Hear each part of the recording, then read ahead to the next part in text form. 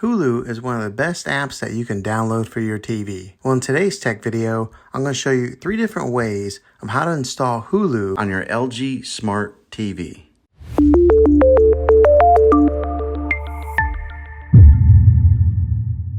It can be really frustrating if you want to watch some of the great content that is on Hulu and you find that your TV is unable to download it. If your TV is an older model of smart TV, then it could prevent you from downloading this app.